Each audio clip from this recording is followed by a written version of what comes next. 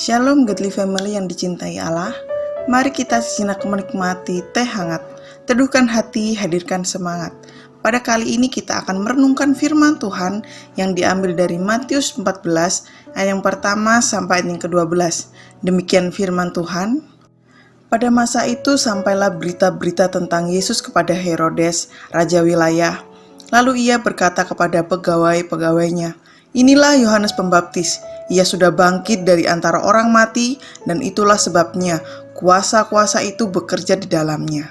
Sebab memang Herodes telah menyuruh menangkap Yohanes, membelenggunya dan memenjarakannya, berhubung dengan peristiwa Herodias, istri Filipus saudaranya.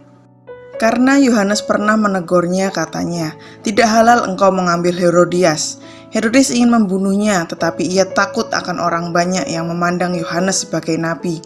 Tetapi pada hari ulang tahun Herodes, menarilah anak perempuan Herodias di tengah-tengah mereka dan menyukakan hati Herodes, sehingga Herodes bersumpah akan memberikan kepadanya apa saja yang dimintanya. Maka setelah dihasut oleh ibunya, anak perempuan itu berkata, "Berikanlah aku di sini kepala Yohanes Pembaptis di sebuah talam." Lalu sedihlah hati raja, tetapi karena sumpahnya dan karena tamu-tamunya, diperintahkannya juga untuk memberikannya. Disuruhnya memenggal kepala Yohanes di penjara, dan kepala Yohanes itu pun dibawa di sebuah talam, lalu diberikan kepada gadis itu, dan ia membawanya kepada ibunya. Kemudian datanglah murid-murid Yohanes Pembaptis mengambil mayatnya dan menguburkannya. Lalu pergilah mereka memberitahukannya kepada Yesus. Saudara, Yohanes Pembaptis merupakan tokoh religius yang sangat terkenal pada masa itu. Ia selalu menggaungkan pesan pertobatan kepada masyarakat dan menyampaikan kritik sosial, termasuk mengecam pemerintahan yang tidak sesuai dengan kebenaran, bahkan pada masa Herodes saat itu. Yohanes mengecam pemerintahan Herodes sebab pernikahan Herodes dengan Herodias yang dianggap salah. Yohanes mengecam pemerintahan Herodes dan Herodias sebab melanggar hukum Yahudi, sebab mereka memiliki hubungan gelap dan pernikahan yang tidak sah karena mereka melanggar hukum Yahudi yang mengatur tentang perkawinan dan hubungan keluarga. Oleh sebab kecaman yang Yohanes layangkan, membuat Herodes dan Herodias tidak suka kepada Yohanes. Bahkan mereka merencanakan kejahatan.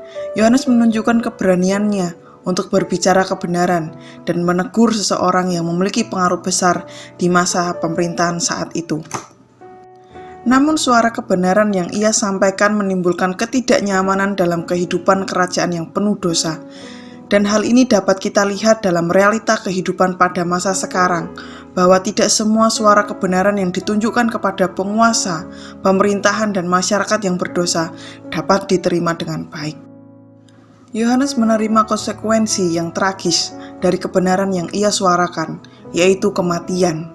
Hal ini juga terjadi pada masa kini. Masih banyak orang yang berusaha menyuarakan kebenaran, namun justru mendapatkan hal yang tidak sepantasnya. Hidup dalam keberdosaan membuat pemimpin menjadi buta terhadap pesan pertobatan. Bukan hanya buta saja, namun mereka juga tidak memiliki teladan yang benar terhadap masyarakatnya, dengan moralitas yang rusak dan menutup aibnya dengan kejahatan yang lain, sehingga tidak membuat bangsanya menjadi lebih baik. Pelanggaran-pelanggaran terhadap prinsip-prinsip kebenaran Allah hanya akan merusak diri bangsa dan diri orang lain. Namun pesan yang paling utama adalah Yohanes memberikan teladan kepada setiap orang percaya untuk memiliki keberanian dalam menyuarakan kebenaran dan siap untuk menghadapi resiko dari suara yang melawan ketidakadilan dan dosa, bahkan ketika berhadapan dengan para pemimpin dan penguasa. Mari kita berdoa. Bapa, kami mengucap syukur Engkau telah mengingatkan kami terhadap dosa-dosa kami melalui kebenaran-kebenaran firman Tuhan yang kami dengar. Tolonglah kami ya Allah, agar kami mampu untuk terus berpihak pada kebenaran dan memiliki keberanian untuk melawan ketidakadilan yang tidak sesuai dengan prinsip kebenaran firman-Mu. Terima kasih Tuhan, di dalam nama Tuhan Yesus Kristus kami berdoa dan mengucap syukur. Amin.